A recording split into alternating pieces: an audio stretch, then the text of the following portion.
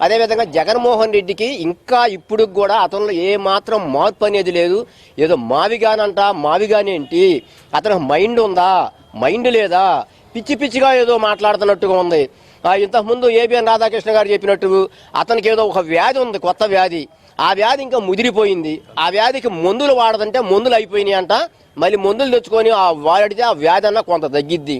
మావిగానంట, లేదా బయటకు వచ్చే రప్ప అంట. ఇటువంటి మాటలు మాట్లాడుతూ అధికారంలోకి ఏ విధంగా వస్తారయ్యా? ఏం చేశారని వస్తారు? అమరావతిని ఏం చేశారు? నాశనం చేశారు, సర్వనాశనం చేశారు, భూస్థాపితం చేశారు.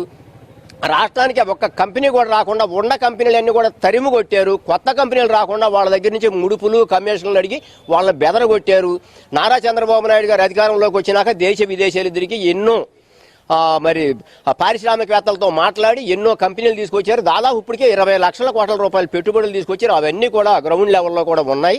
నిన్న ఎంపీ మిథున్ రెడ్డి రాజధాని రైతులు ఒక విస్తీర్ణం, ఒక సంఖ్య చెప్పాలి, దాంతోపాటు ఇన్ని లక్షల ఎకరాలు అవసరం లేదు, ప్లస్ వాళ్ళకి సరైనటువంటి ప్లాట్లు ఇవ్వలేదు, వాళ్ళు చాలా ఆందోళన ఉన్నారు రైతులను మీ పక్షాన్ని మాట్లాడు. అయ్యా మిథున్ రెడ్డి గారు 5 సంవత్సరాలు ఏం గడ్డి పీకారయ్యా? ఏం గాడిదలు కాశారయ్యా? ఆ రోజు ఏదన్నా ఇవ్వకపోతే మీరు ఇవ్వచ్చుగా.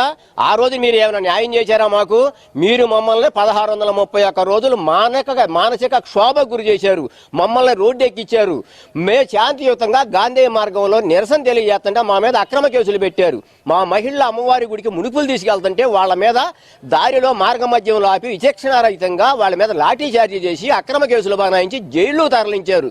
మీరు ఏం చేశారయ్యా? అమరావతిని సర్వనాశనం చేశారు. మా మీద ఏదో ప్రేమ ఉన్నట్టుగా వలగబోతున్నారు. దయచేసి మా అమరావతి గురించి మాకు ఇక్కడ ఏం అన్యాయం జరగట్లేదు, మాకు పూర్తి న్యాయం జరుగుతుంది.